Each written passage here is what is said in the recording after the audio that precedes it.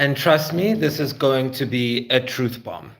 Now, forgive me for looking a little disheveled. I'm actually filming the liminal zone, and my character is meant to be all unshaven, uncombed, unkempt. So please bear with me, just roll with it. Because what I'm about to tell you, this couldn't wait, especially with everything that's coming in the next couple of months, rolling up to 2030. Here's the thing. Nobody told me what I'm about to tell you, and I'm willing to bet that no one's told you either. This is something I had to figure out all on my own. Now, I'm sure having Asperger's syndrome probably gave me a different lens to see the world through, but the truth is, you too won't be able to unsee what I've seen once you know. There's a game. There's a game you've been playing your entire life. You're in it right now, but the catch is you don't even realize it. It's a game where the rules are rigged. They were never made for you to win.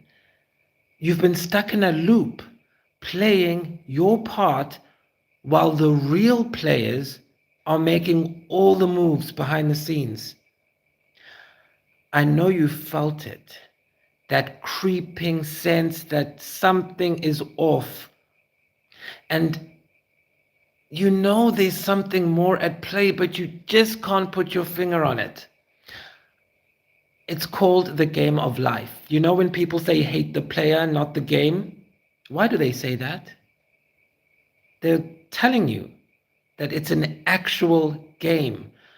But here's the kicker. This game of life is exactly what inspired me to start and create Night Game ARG right here on Scribble Bytes Worldwide. But the difference is, with Night Game, you actually have a shot at winning. Because with Night Game, I've given you rules, I've given you an induction, I've given you an actual starting point. You're not in the dark about what's going on in Night Game because I designed it to bring you into awareness of the game of life. Because in the game of life, it's the opposite. I mean, you've been playing it this entire time and you don't even know. The game masters, however, they know exactly what's going on. They're actually counting on your ignorance. They're counting on it to keep you trapped because they don't want you to see what I'm about to show you. And nobody ever tells you. For instance, the first thing that nobody ever tells you is the most important, and that is that you were born into this game, placed on a board and given a role. But the rules were not written for your benefit. They were written to keep you playing the wrong way. To keep you thinking you have control when the real moves are being made somewhere else. It's a mind trapper. Everything around you, signs, symbols, your culture, the cycles of time, all of it are part of a system designed to manipulate your perception. And at the center of it all, an unseen but always present planet, Saturn. The ancients understood what we have been made to forget. So let me remind you about Saturn, because Saturn is not just a planet, it's an archetype, it's a ruler, a force. And I'm not just talking about some random planet in the sky, I'm talking about the attributes that have been assigned to Saturn because of its frequency. I'm talking about the semiotic of Saturn, if you will. The Greeks called him Kronos, the god of time, the one who devours his own children. Saturn is that slow-moving hand that governs cycles, that traps souls in a loop of birth, labor, and death. The color that is associated with Saturn is black. The shape is a diamond or a square. Now think about it. Why do we wear black at funerals? Why do judges and priests and even graduates wear black robes? Why do we exchange rings in ceremonies of commitment, just like the rings of Saturn? Why do we mark time with calendars based on Saturnian cycles? You want to know why? Because we are in a contract and we don't even remember signing it. Saturn is the keeper of the loop, the father of matter. But he's not bad. He's become bad because the divine feminine of the matrix grid was rejected by the old rulers of this world. The greatest trick ever played on earthlings was convincing the world that this system we live in is natural, that it was the only way for us to survive.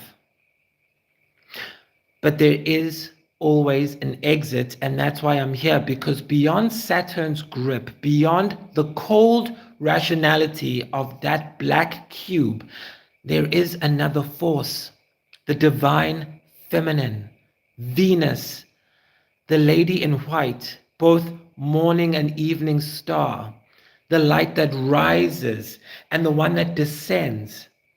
But what they never tell you is this: Venus is the sign of those who remember, those who step out of the system and reclaim their authority.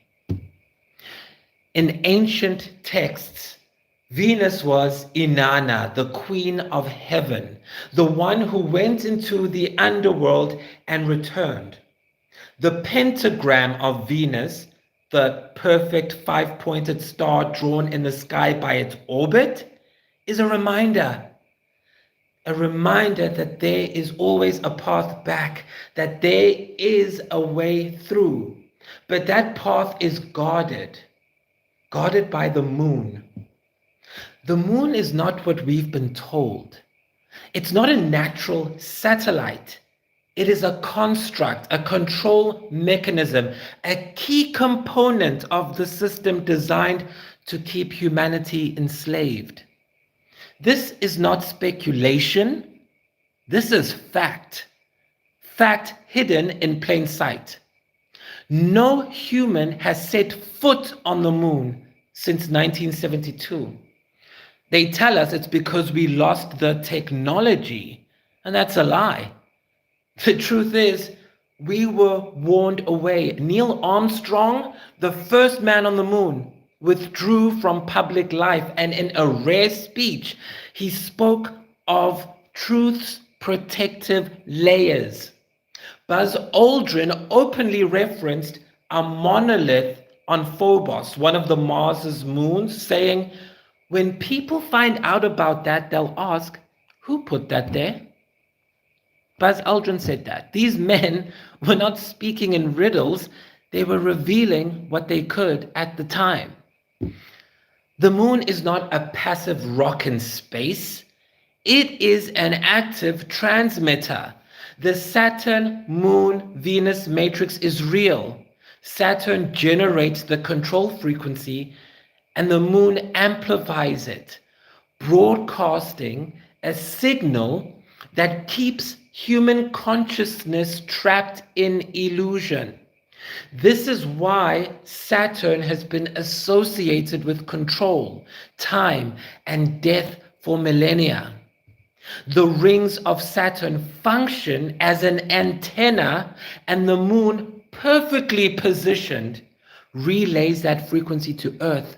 And with Venus out of the mix, we have a world of chaos. Ancient civilizations recorded a time before the moon. The Zulu shaman, Credo Mutwa, he preserved the truth. He said the moon was brought here, hollowed out, and turned into a base of operations to oversee humanity. Mainstream scientists have unknowingly confirmed this. The moon's orbit is mathematically impossible. It should not be where it is.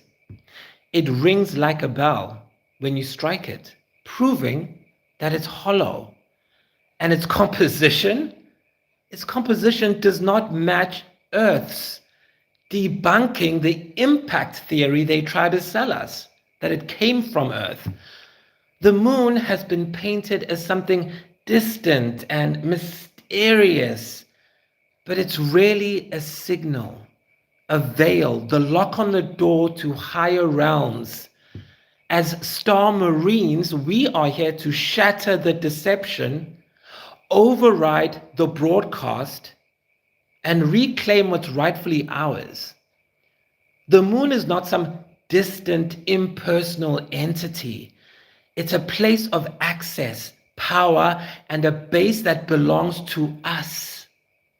The moon's true role has been hidden by shadow governments and elites manipulating us for centuries to prevent us from recognizing our real power.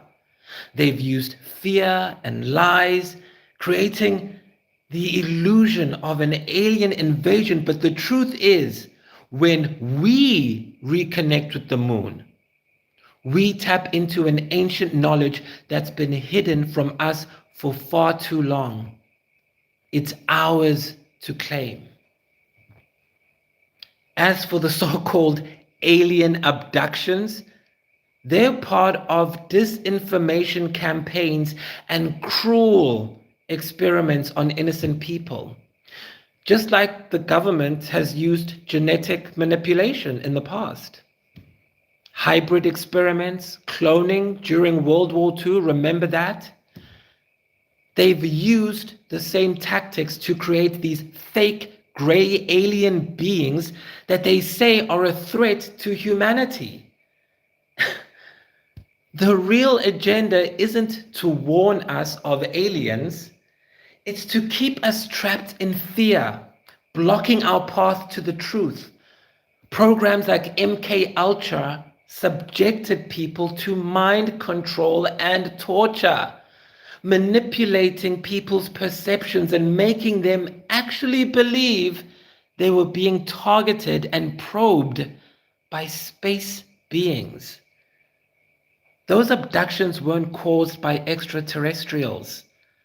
They were the result of human-made gray alien entities and mind control. The goal? To confuse the world, to make everyone believe in alien threats, while the real agenda was to keep us, the Star Marines, from remembering who we are. The moon is ours. It's a base embedded in our reality. It's not alien territory. It's where we've always belonged. When we go to sleep and we see that white room, you know what I'm talking about. That's the moon. The truth has been known for centuries. But those who worship Saturn in secret, those who write their symbols in architecture, into corporate logos, into entertainment, they don't want you to know. Because the moment you see it, you have power over it. And that's why I'm here, to make sure you see it.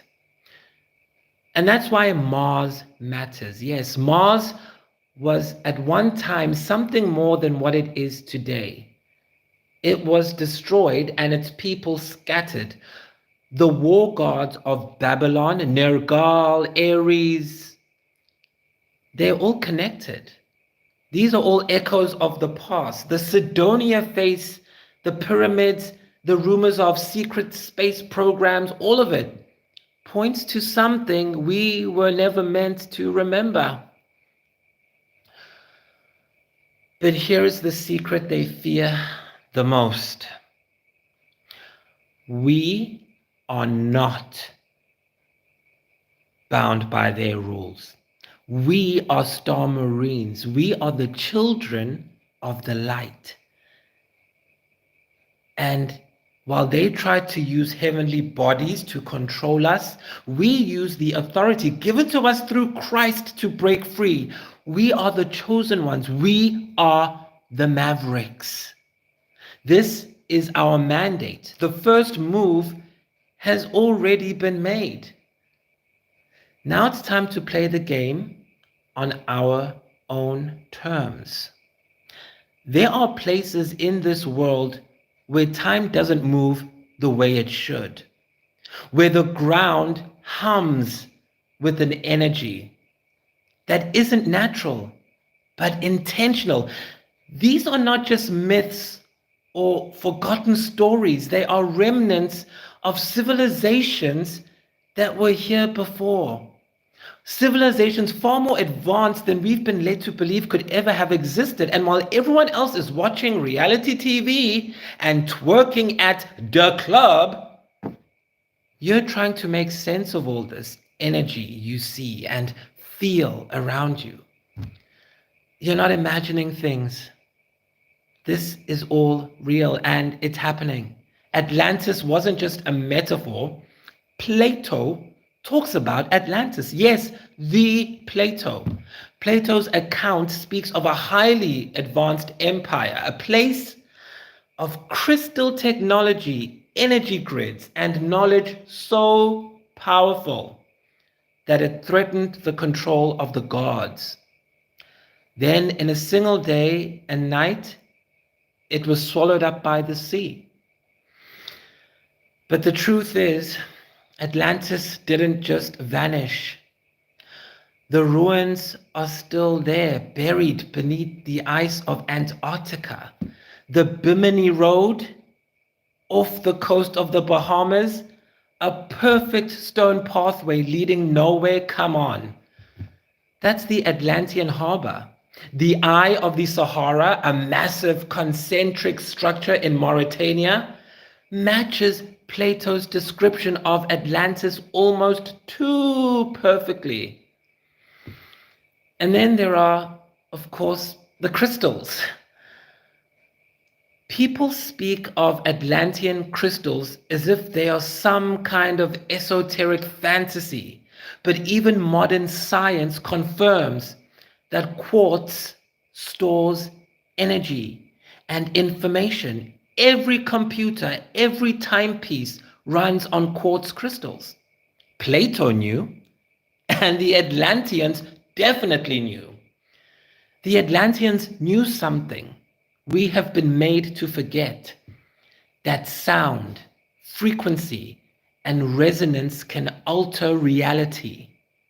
This is why those in power suppress knowledge of Lemuria, Mu, and other ancient civilizations that came before us. They all but buried existence of Lumania until I came along and found medieval maps proving its existence. Because if we knew what the ancients knew, we would understand that the world is not fixed or static. We would understand that the world is programmable. Lemuria was the motherland, the cradle of humanity. Before Atlantis, the Polynesians, the Tamils, and the Hopi people all speak of a lost land submerged beneath the ocean. In the Indian Ocean, Kumari Kandam is whispered about, a vast land that once connected Sri Lanka to Madagascar, now lost to history.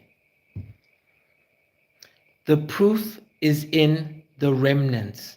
The giants of Easter Island, said to be the last survivors of Lemuria, left statues as warnings. So the story goes. In the myths, they possessed knowledge of vibration, levitation, and energy grids, the same knowledge that the builders of Göbekli Tepe, the oldest known temple on earth, seem to have.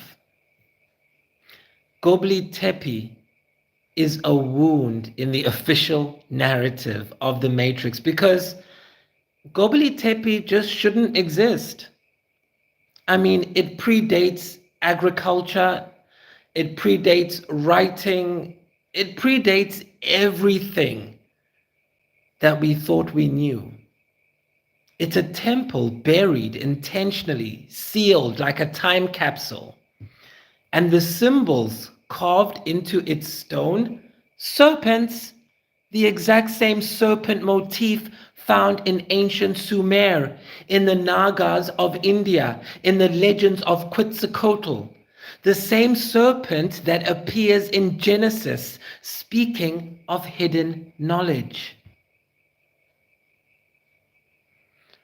But here's the twist. Not all who bear the serpent's mark are against us. That's another lie you've been told. There were serpents who fell, yes, those who traded wisdom for power, who bound themselves to the deep in exchange for dominion. But not all serpents were lost. Some remained faithful, keeping the sacred knowledge alive, hidden beneath layers of myth and time. Neferet, the lost priestess queen, and Lamastu, the guardian of the threshold, both remembered, but not as they truly were. Their stories, like so many others, were rewritten to serve the ones who reshaped history in their own image. A travesty to the truth. Neferet, whose name means beautiful, is barely a whisper in Egyptian records. But she was more than a queen. She was a priestess of the inner mysteries, the bridge between the mortal and the divine. They say Egypt had its secret dynasties, those who held the knowledge of the stars, the hidden architecture of power. She was one of them, guiding initiates through the gates of higher wisdom. The very symbols that now adorn obelisks and royal tombs once served as her tools, maps to something far greater than earthly rule that everyone seems to be obsessed with. Lamastru, on the other hand, suffered a much worse fate. I mean, in the Akkadian myths, she was depicted as this monstrous entity who ate infants and bothered pregnant women. She was twisted into this night terror. But actually, she was a protector, a being who stood at the threshold between worlds. And her task was to guard against true corruption, to test those who sought forbidden power.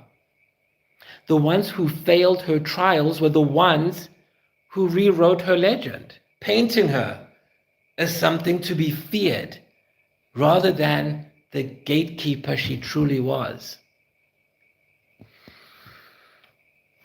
And then there's the serpent, always the serpent in the Bible. Why do you think Moses turned his staff into a serpent in front of Pharaoh? Not just to prove his power, but to reclaim something.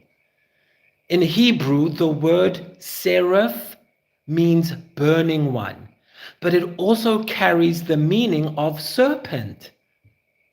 The same word is used to describe the fiery winged beings who surround the throne of God in Isaiah chapter 6, verse 2. Above him stood the seraphim. Each had 6 wings. With 2 they covered their faces, with 2 they covered their feet, and with 2 they flew.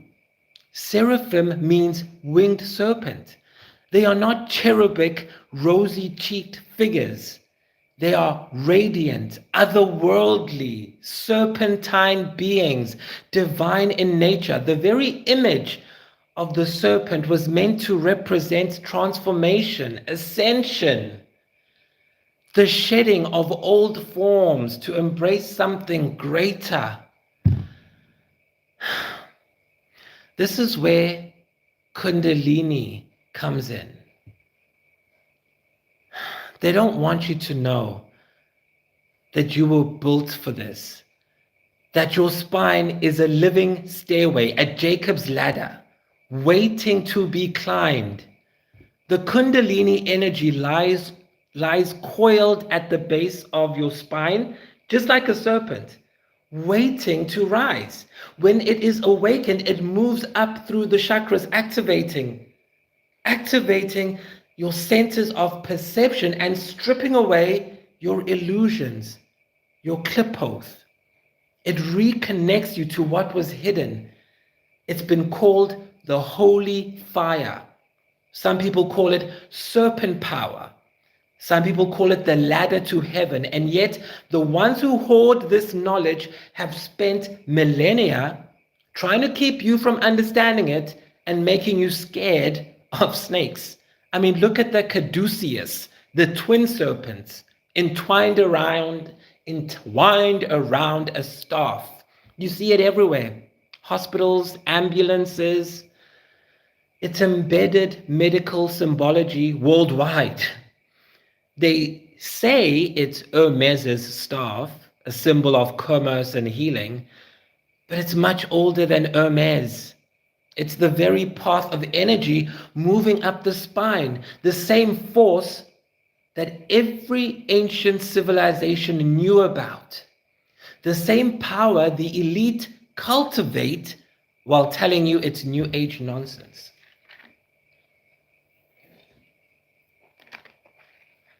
They use it, they guard it, they build entire initiation rites around it. They just don't want you to access it freely, because the moment you do, the game changes.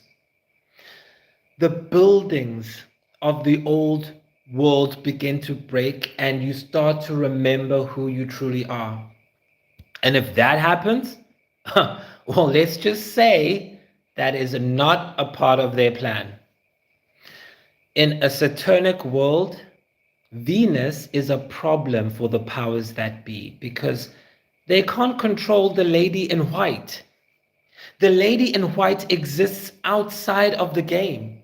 She appears to whomever she chooses at any moment. She's not like the lady in red who is there to distract you. The lady in white is there to awaken you. You've dreamt of her, or you've seen her in your visions, okay? I'm sure. If you're watching this, you have. And you know she's not here to harm us. She's here to show us how to cross between worlds. The marine kingdom, the underworld, and the dreamscape of Lumania. All of it is navigable, but only if you remember who you are.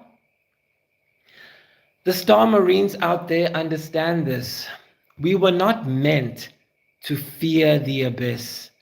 We were meant to have dominion over it. That is why the stories of the lost civilizations are important. They are not just tales of what was, they are warnings of what could happen, but they are also blueprints of what we can do. You see, now we stand on the edge of rediscovering something immense. The only question is, will we be ready to claim it? There are signs and symbols all around us. They are hidden in plain sight, embedded in architecture, corporations, and entertainment, as I said, but most people don't notice them. But these signs aren't random. They are marks of ownership. They tell a story of control, of unseen rulers who shape the world from behind the curtain. It all starts with the black cube of Saturn. You see it everywhere, at religious sites all over the world, at economic centers like in New York. You see it in corporate logos, even in the tefillin worn by Jewish priests. That black cube is Saturn's symbol, and Saturn is the god of restriction, control, time. Judges wear black robes because they rule over time. Your sentence. Priests Graduates, they all wear black because they have been initiated into the system, whether they realize it or not.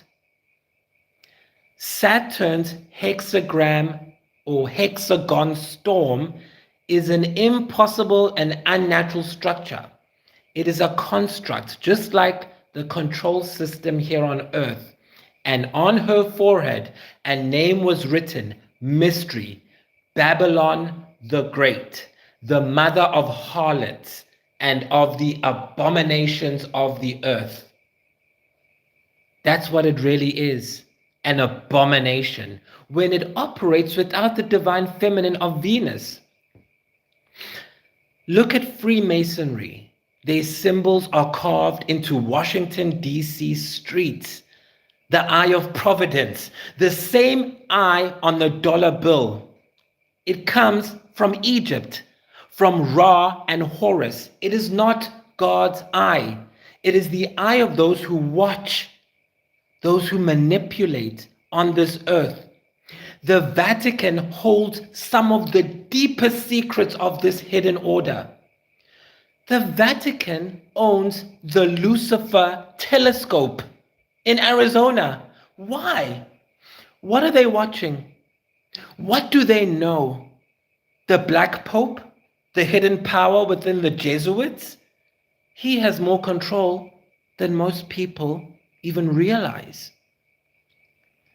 But still, I'm not telling you this to make you fearful, because even within their dark tower power structures, there are those of us who know the truth. And we are fighting back because we are Star Marines and we are everywhere, like sleeper agents, waiting to expose the darkness to the true light from the kingdom within.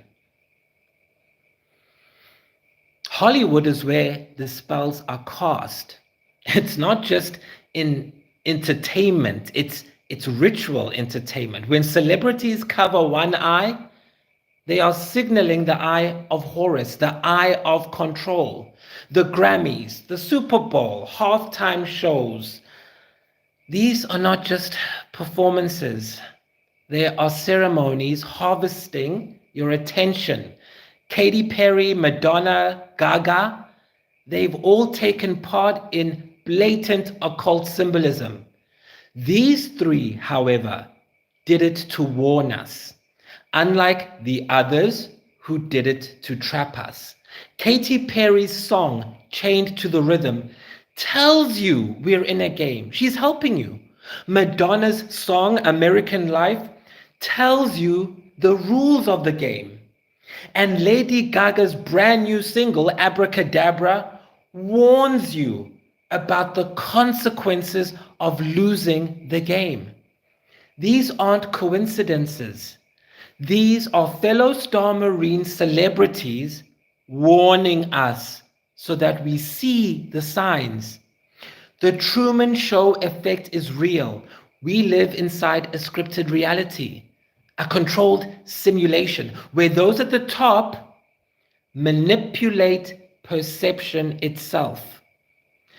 Every major narrative, every world event, it all follows a pattern because it's designed to. But guess what? There's a crack in the system. And that crack is Jesus. Jesus was the first to fully break free. He walked on water, defied gravity, healed instantly, multiplied resources, all because he knew the truth of how reality works. And he gave us the keys. We were never meant to be prisoners in a controlled world.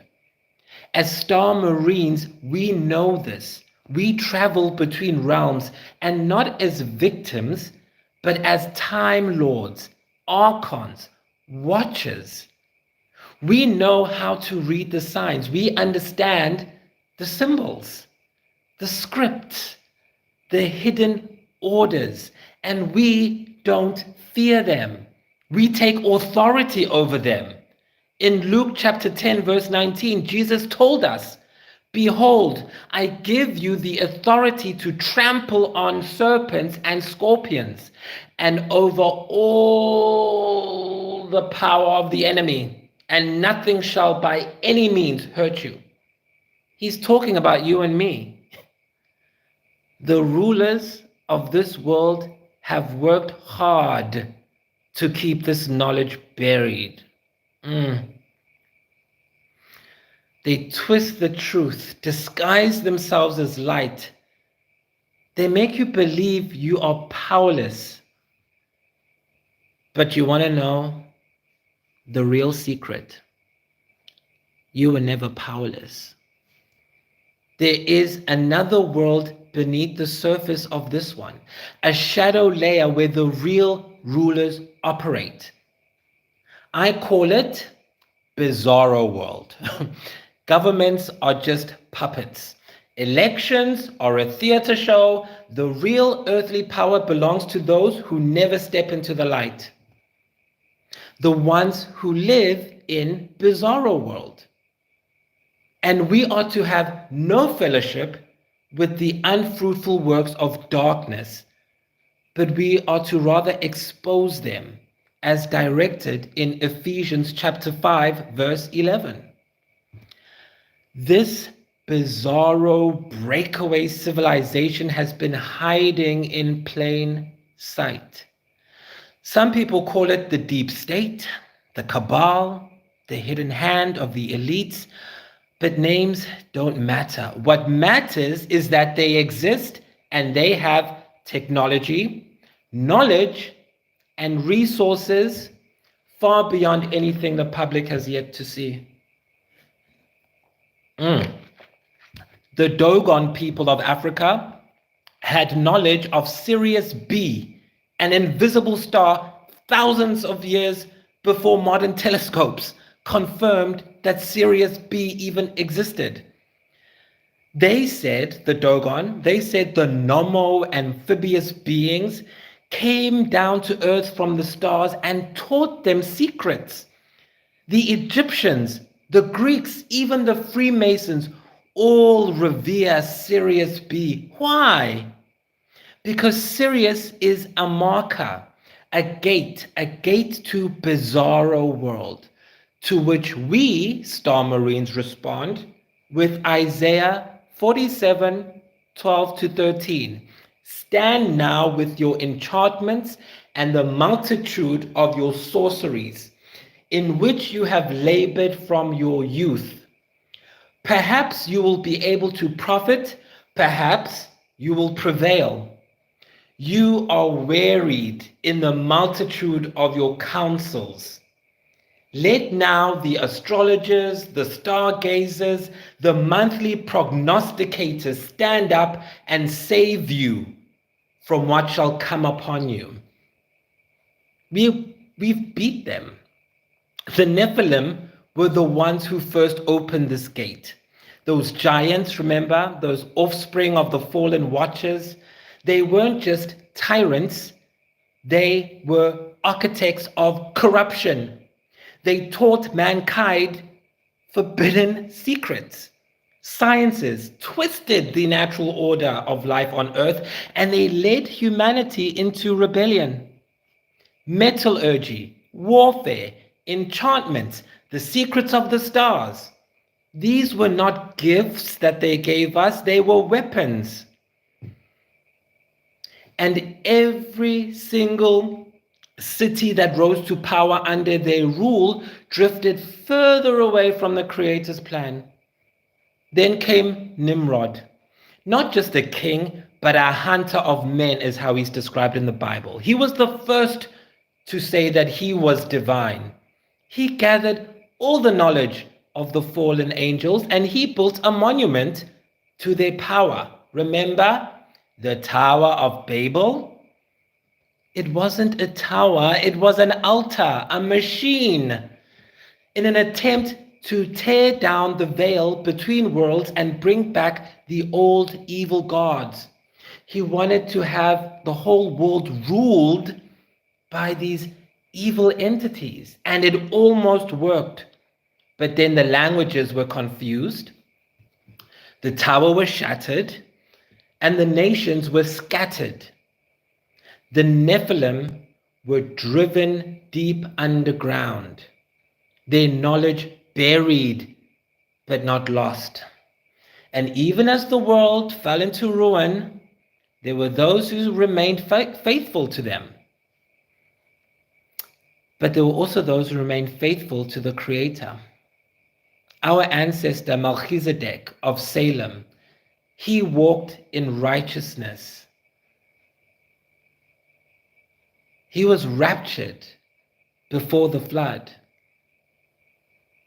Noah, the last pure man in a world that was drowning in corruption, in a world full of bloodlines that were tainted by these Nephilim, Noah remained unblemished.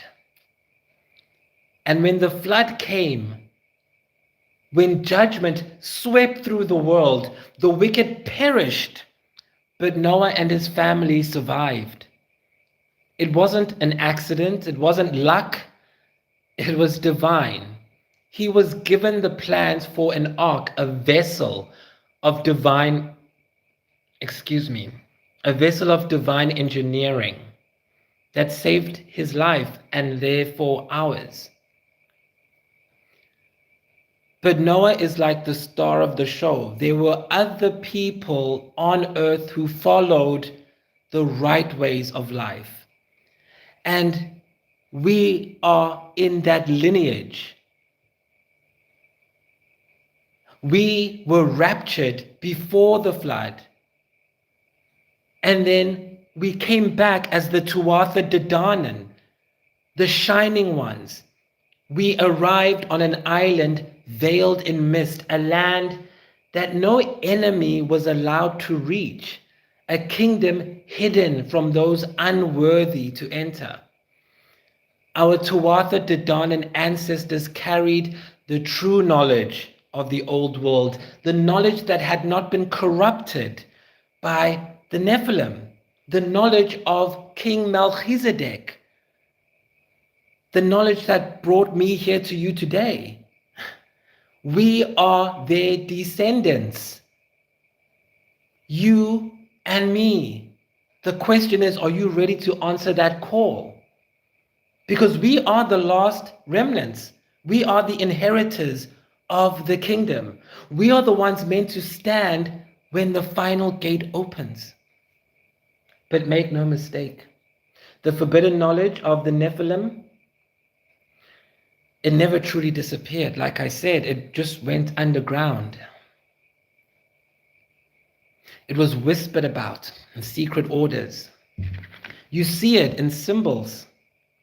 It was passed down through those who sought to wield it. Through the alchemists of the Renaissance, through Tesla and his weird experiments in the deep government projects he was working on, funded by these black budgets. Humanity just can't let it go. And sometimes they reach too far. Have you ever heard of the Philadelphia experiment? They say the US Navy tried to make a ship invisible to radar back in 1943, but something went wrong. The USS Eldridge disappeared from Philadelphia in 1943 and reappeared at Montauk Point in New York 40 years later in 1983, just for a few moments, before reappearing back where it had disappeared from. But this time when it reappeared, some of the sailors were fused into the ship's hull, while others apparently went insane. But what really happened? Well, it was a genuine case of fuck around and find out. They broke the rules of reality, they touched something forbidden, and they paid the price. The Montauk project in New York was next. Mind control, time travel, manipulation of reality itself. Survivors have come forward today talking about portals and missing time and entire timelines being erased and rewritten. The Netflix series Stranger Things was based on it. But the truth is far, far worse. I mean, just look at the Bermuda Triangle, a place that is marked by magic.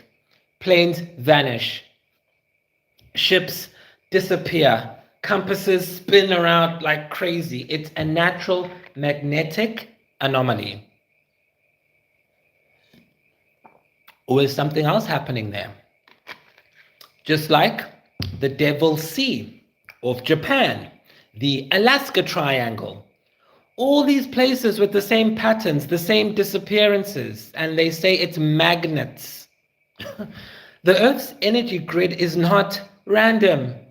These places align with ancient ley lines, places of power, where the veil between worlds is thin.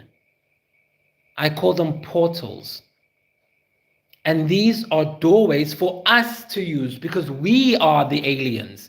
We don't come from up there, but from deep beneath the sea, beyond the marine kingdom. We come from Lumania, a place hidden in plain sight, encoded in myth, erased from history, yet known to the secret rulers of this world. And they are keeping it from you. They know about this place and these portals. They know how to use them. But there's something they don't want you to realize. We use them too. Think about the Vela incident, September 22, 1979. A satellite picked up a double flash of light over the Prince Edward Islands deep in the Indian Ocean, in a region where strange electromagnetic anomalies have been recorded for centuries. Officially, they said it was just a nuclear test by Israel and South Africa. Some people said it was a meteorite hitting the atmosphere. But we know better, right? The location alone should raise eyebrows. Near Antarctica, where entire expeditions just seemingly vanish without a trace, where strange electromagnetic disturbances and gravitational anomalies have been mapped but never truly acknowledged by mainstream science. Admiral Richard Byrd flew there in 1947. He returned shaken, scared, claiming that there was a land beyond the poles. They call this place Agartha. He said in Agartha, there's an advanced civilization of people, of aircraft moving at impossible speeds. Admiral Byrd came back with knowledge that could change the world, but his testimony, his diaries were classified. The mission was redacted and reduced to just a footnote in history of some kind of mystery. And he wasn't the only one. Across the world, ancient cultures whisper the same old story. The Hopi people in America talk about the Saipapu Gateway, between worlds, underground, where the ancestors came from.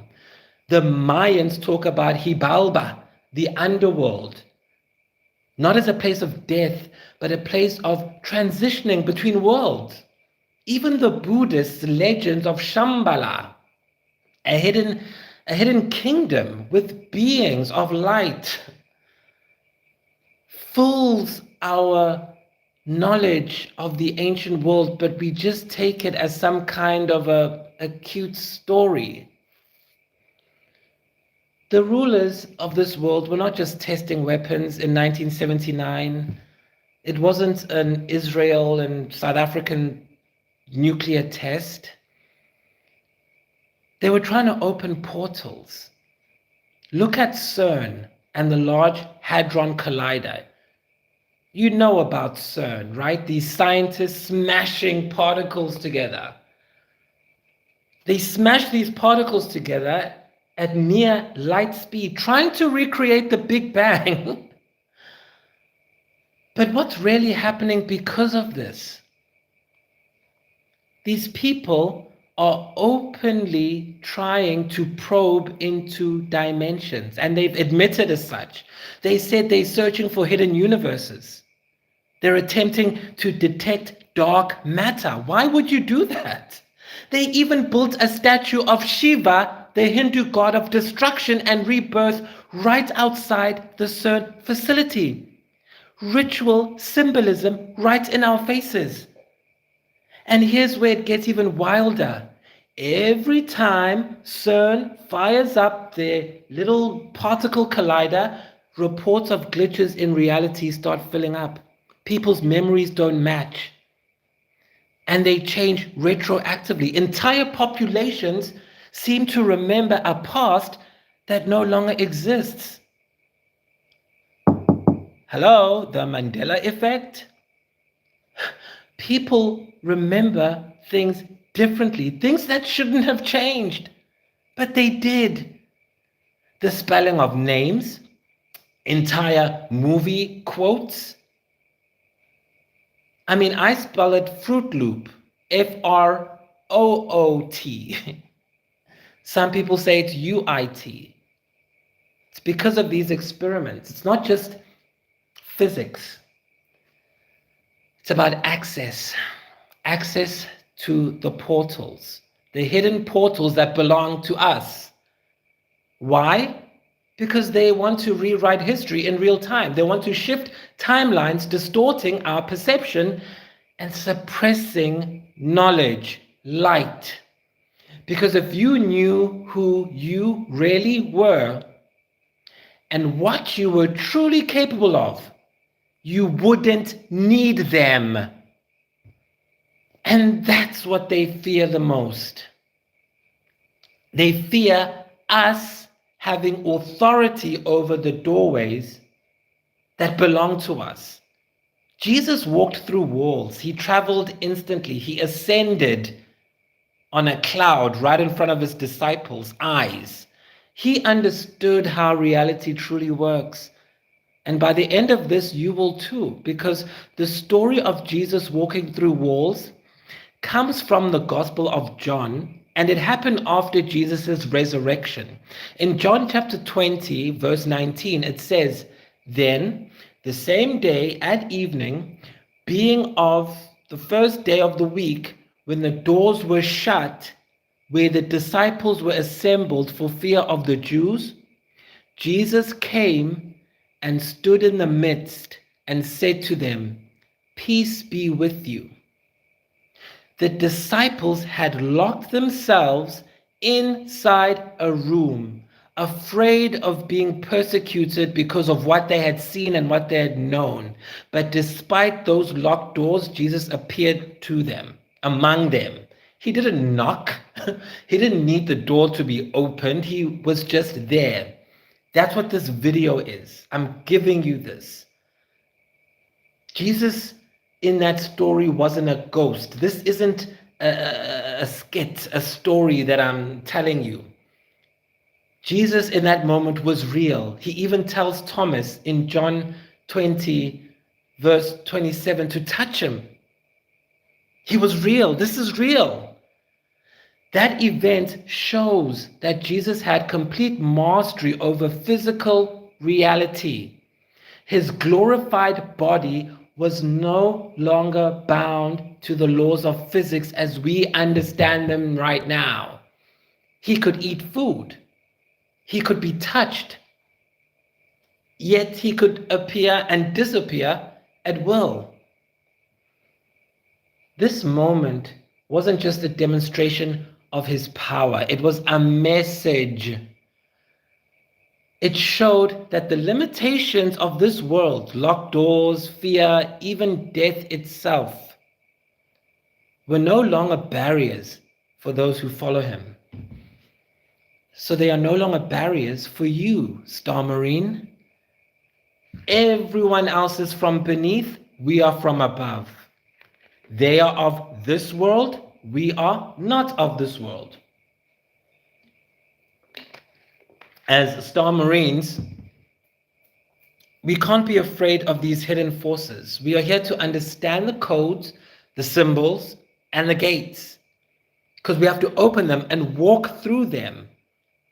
We mustn't fear to go through, and don't feel like you are trespassing. The earth is the Lord's and all its fullness, the world and all those who dwell therein. The earth was stolen from us. You are not trespassing. It doesn't belong to Saturn, it belongs to us. And even though the breakaway elites think that they've won, they think that they've managed to seal off the higher dimensions, locking humanity inside of this false reality, this virtual reality, they're wrong. Because now we can see how they've structured society.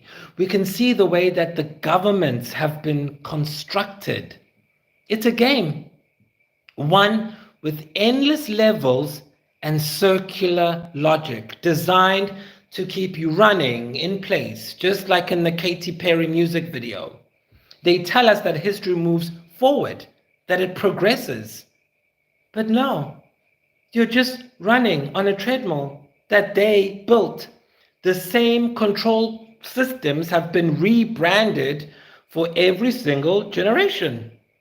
Kings didn't disappear. They just put on suits and called themselves presidents, CEOs, and prime ministers. The divine right of kings became the invisible hand of the stock market. The whip became the paycheck. The castle walls became your gated communities. And the serfs, the peasants, became us, drowning in debt, the working class. Feudalism claimed you owed labor to the land.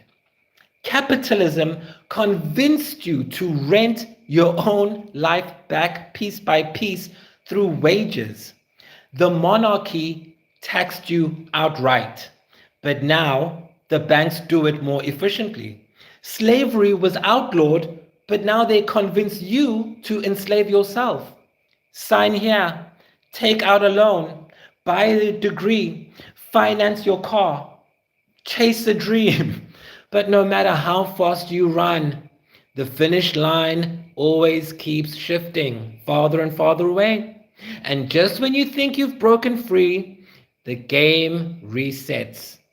Look at social reproduction theory. They explain it very well. It's about how the system doesn't just sustain itself, but it trains each new generation to accept it as normal.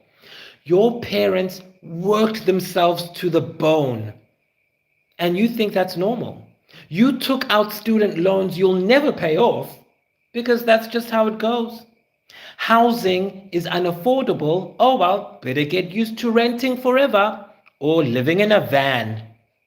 They don't need to force you into a cage if they can make you build it yourself. And when you start to notice, when you start to see the cracks, when you begin to wake up, what do? They send in distractions. Enter the money gurus, the fake alpha bros that tell you to escape the matrix. Those are scammers. They promise you freedom at a price. They dangle the illusion of wealth, selling you courses on financial freedom, while quietly living paycheck to paycheck themselves. They tell you to become a high-value man while photoshopping their luxury cars and renting Airbnbs for flexing. It's the same con, just dressed in designer labels and slick-ass marketing. Look at guys like Andrew Tate. He sells this hyper-masculine, materialistic fantasy as if it's some kind of rebellion.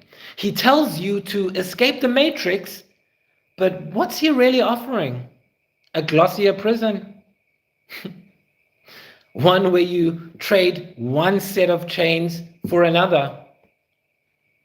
status symbols, empty bravado, an endless pursuit of wealth and women that still leaves you owned by the very system you thought you were breaking free from. Look what happened to him. It's not a revolution, it's consumerism in a leather jacket. Even Robert Kiyosaki will tell you to think like you're rich, but he neglects to mention his own bankruptcies. YouTube's muscle daddy alpha males will tell you to dominate life, but they only scratch the surface, and they are all selling the same repackaged nonsense. How to get women, how to get rich, how to escape the 9-to-5 rat race while they make money off of the dream they are selling you. And don't forget the prosperity preachers, those wolves in sheep's clothing in the pulpit. They preach abundance while passing around the collection plate. They tell you that if you give to God, you'll be blessed times 10. Meanwhile, they are flying around in private jets and living in mansions, while the entire congregation can't even afford to pay rent. They don't serve God, they serve Mammon.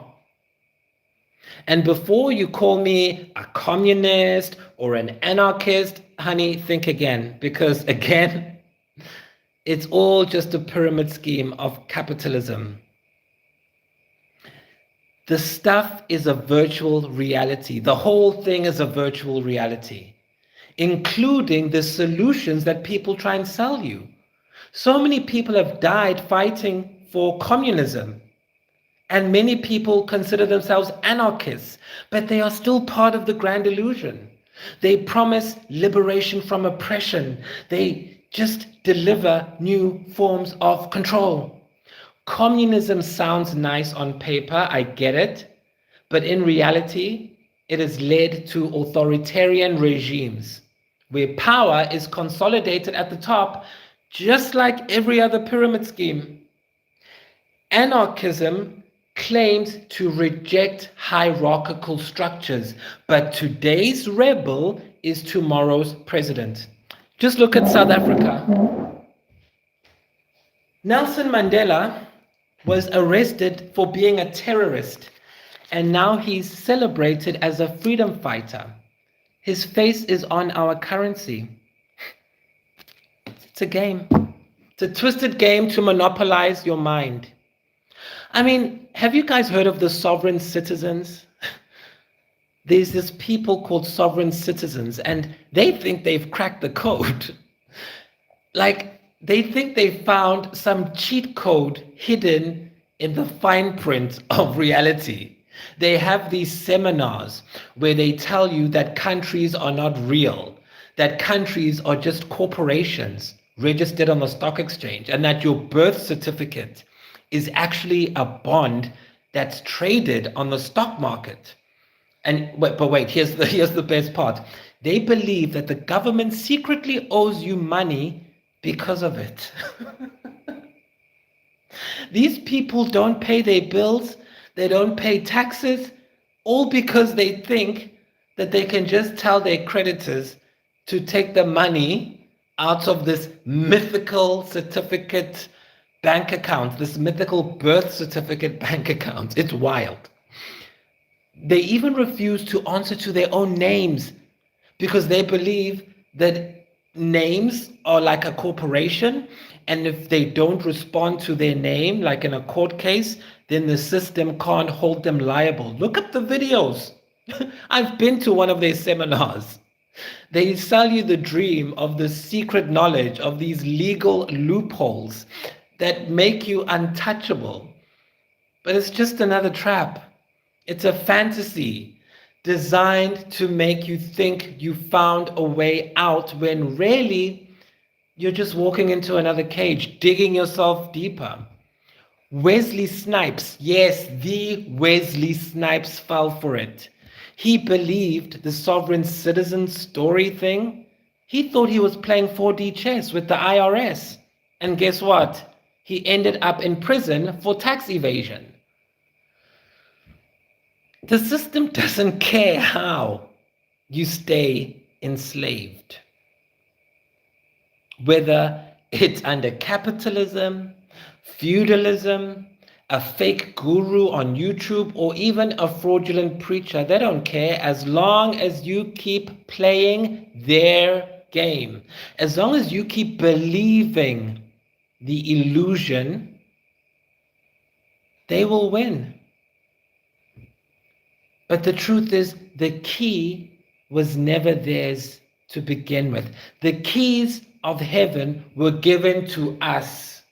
In Matthew chapter 16, verse 19, Jesus confirms all of this when he says, "And I will give you the keys of the kingdom of heaven, and whatever you bind on earth will be bound in heaven, and whatever you loose on earth will be loosed in heaven."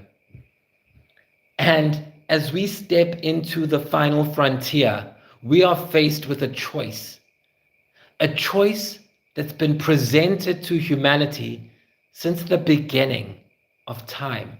Do we stay imprisoned in the illusion of the world? Or do we awaken and take dominion over the reality? And the reality is that this was always ours.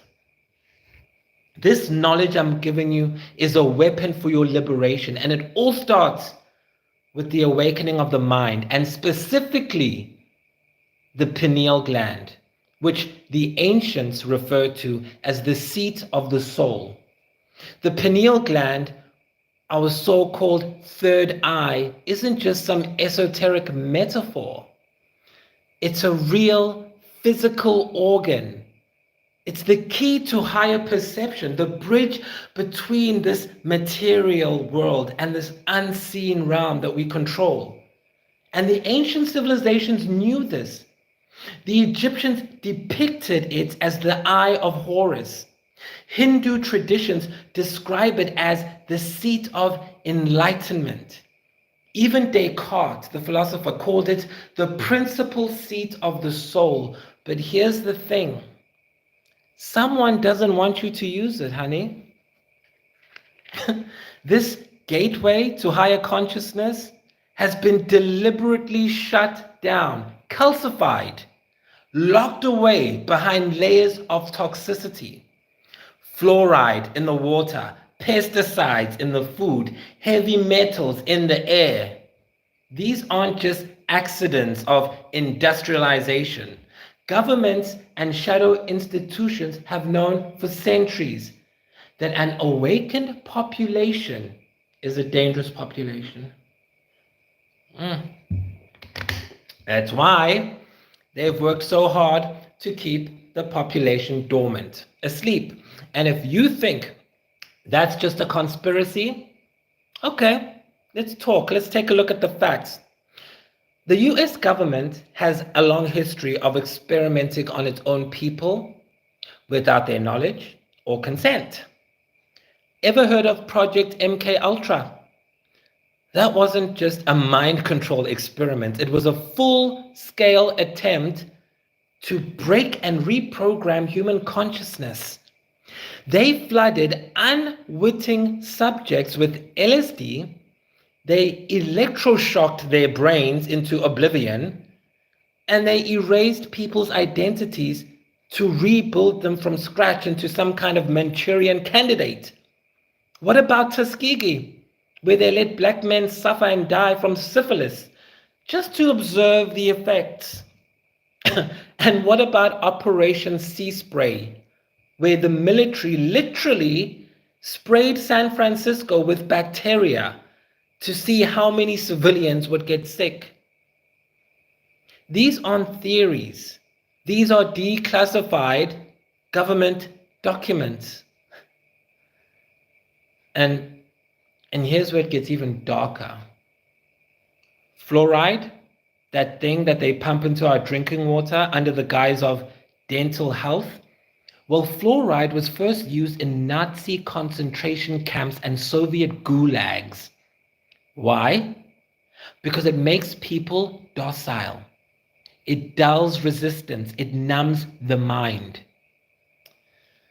The pineal gland isn't just about metaphysical awareness. It's about direct access to divine wisdom.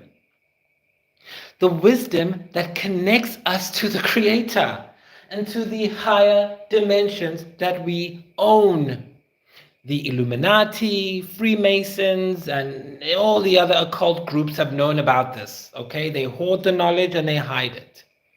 For centuries, the pyramids of Egypt, the sacred temples of India, even the artwork of the Vatican, all of it points to this hidden truth of the pineal gland. That we are more than what we've been told we are. But the real secret, the thing that's even more powerful than our pineal gland, is the realization that we are made of light. We are made of light and sound, and everything we see, feel, and experience is made of vibrations. We live in a vibrational reality. It's encoded through sacred geometry, the golden ratio, and the Fibonacci sequence. Every galaxy, every star, every atom is an expression of divine harmony. But it's not just out there, it's within us too. We are part of this divine symphony. Genesis chapter 1, verse 3. Then God said, "Let there be light," and there was light. Light and sound working together to create. Ever heard of cymatics? It's the study of how sound affects matter, how vibrations create form. When sand and water and other substances are exposed to certain frequencies, they arrange themselves into intricate geometric patterns. There's wonderful videos showing this on YouTube. These aren't random. They are the signature of creation itself. And this isn't just me speculating. It's observable, repeatable, it's scientific. Sound is not just something we hear. It's something that shapes reality.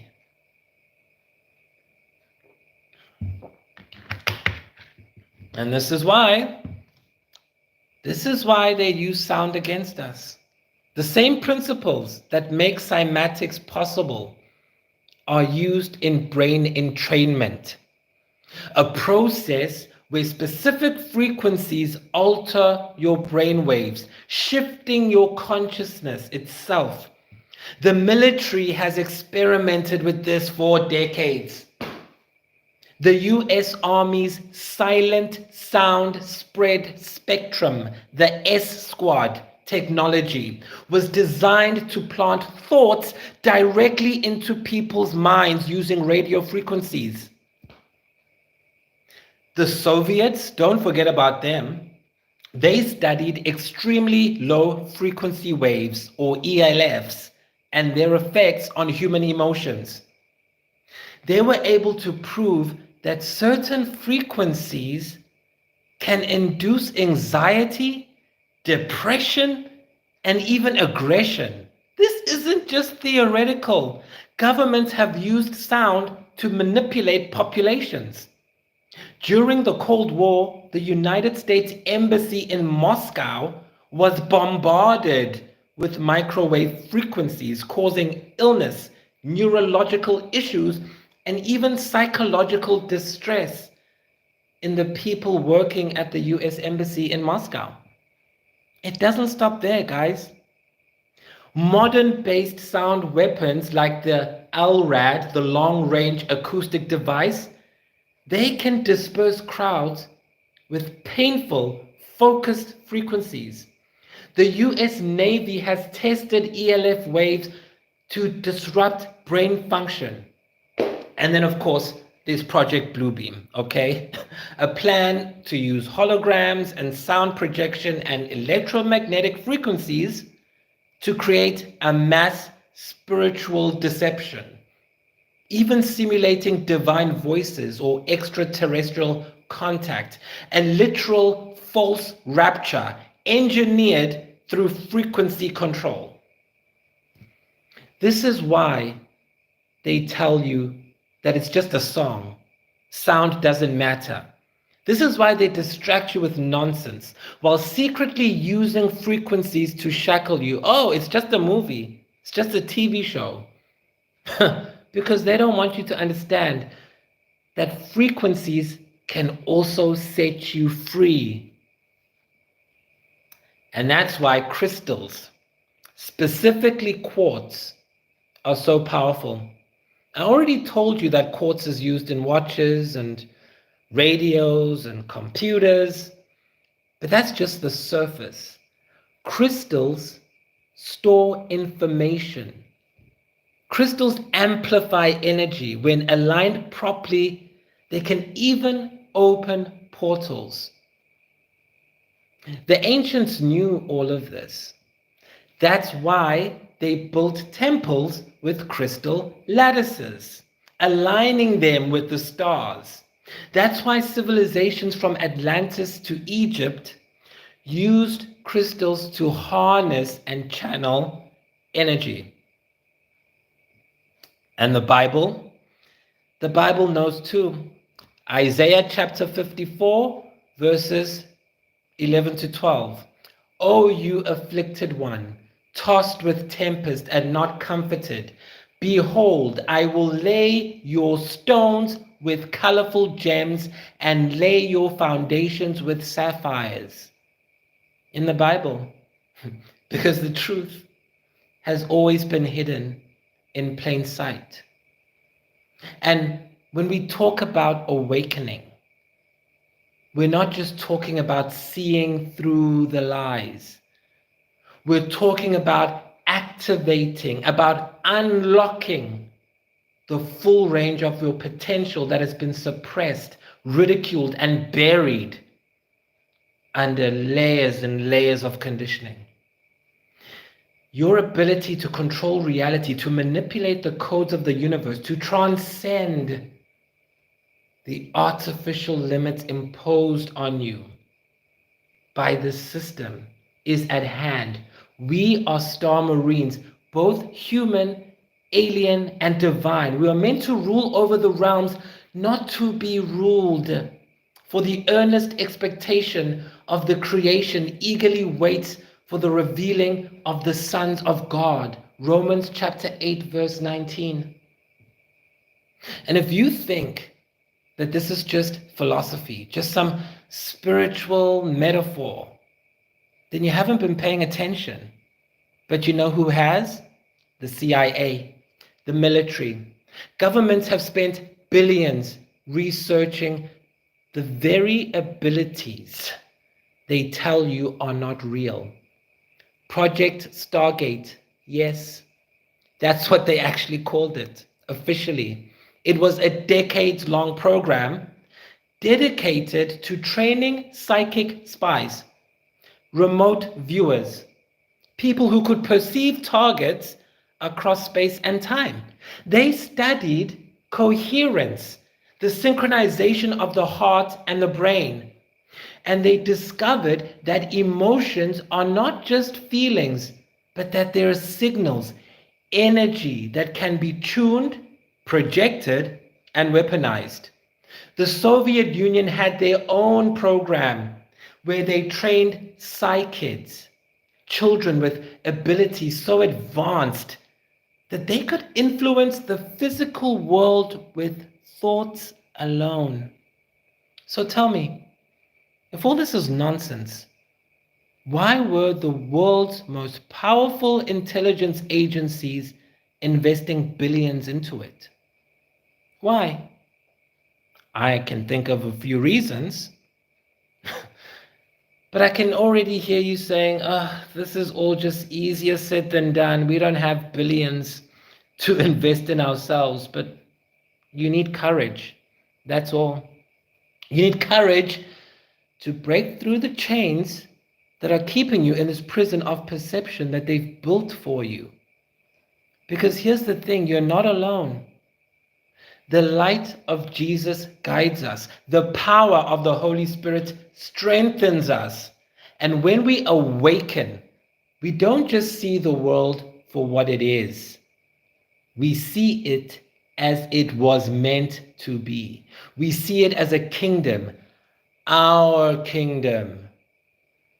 And that's what Night Game ARG is about. It's about overcoming the darkness, overcoming the night.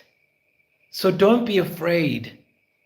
The game is already in motion. The only question is, are you ready to play with me? Are you ready to play with me? Come on, guys. We were created for this. It's time to take our place in the divine order of the universe. The chains of control are finally breaking. The illusion is lifting. The matrix is falling. This is our moment. This is the great awakening into the fifth dimension. And as your pineal gland is activated and your consciousness expands, you will begin to perceive the truth behind the veil. The Matrix is not some sci-fi simulation. It's a mental prison built on lies, fear, and manipulation. And those who control this world, the hidden elites, have kept humanity in this prison by weaponizing confusion itself. Confusion is a weapon. They distract you with crop circles, chupacabras, vampires, even the dog man. All of these things have nothing to do with you. Crop circles, proven hoaxes. In 1991, Doug Bauer and Dave Chorley admitted they had been making crop circles since the 70s using simple wooden planks and a rope. Others copied their technique and it kept the myth going. Logically, why would a hyper-intelligent alien travel light years just to stomp on some grass and make these shapes in wheat fields? They wouldn't. But do you know who would? The same forces that profit from your confusion. The same forces that flood the world with misinformation so that you never figure out the real truth. Confusion is part of the prison. They want you chasing lights in the sky like Fox Mulder instead of understanding your place in the fifth generational warfare. Take Zimbabwe. Remember the Zimbabwe school incident where children claimed to see aliens? But what did they actually see? It was a textbook case of mass hysteria. And it was heightened by the local folklore in the area and the influence of TV and movies. In fact, many of the children later contradicted their original stories or admitted that outside influences shaped their memories.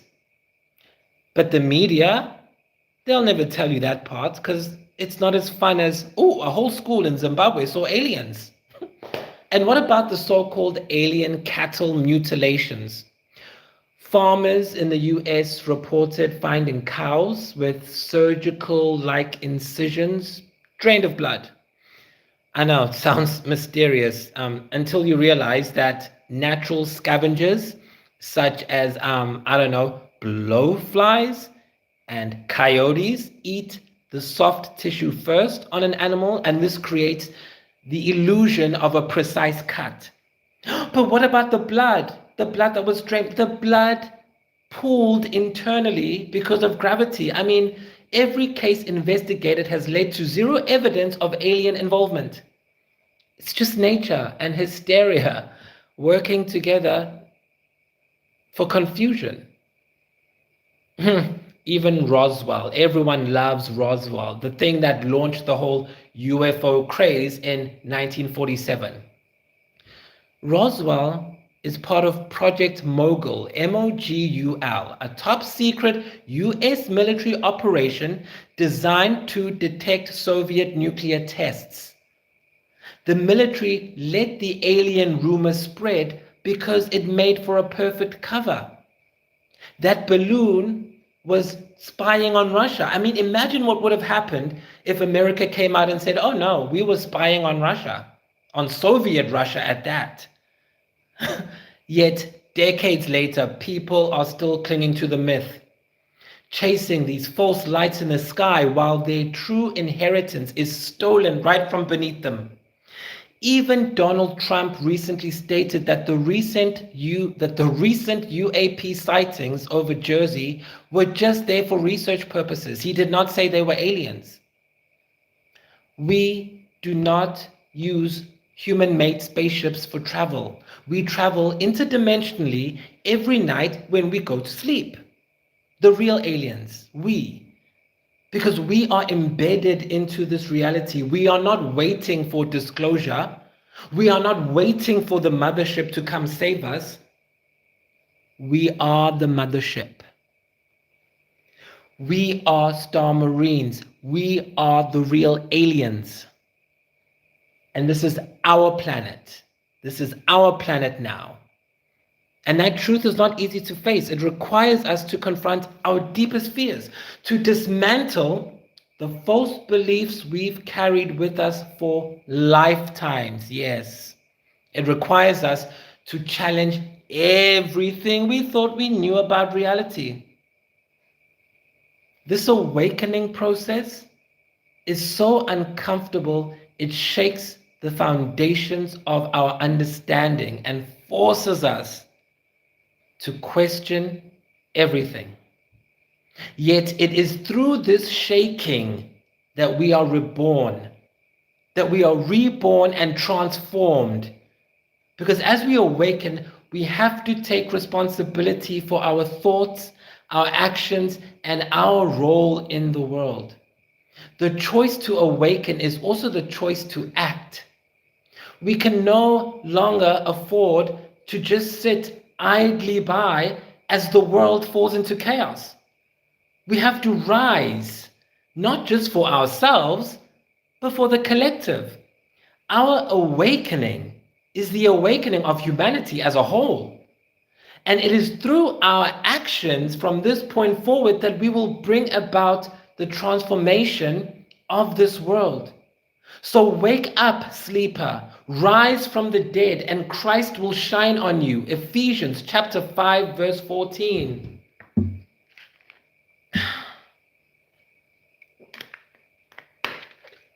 This awakening is a call to action. It's a call to stand against the forces of control, to reject the lies we've been fed, and to create a new world, a world of freedom, peace, unity. This is the path of the true Star Marine, one who recognizes their divine heritage and takes action to bring about the manifestation of the kingdom of heaven on earth. We are the ones we have been waiting for. And the time is now. The final message is simple.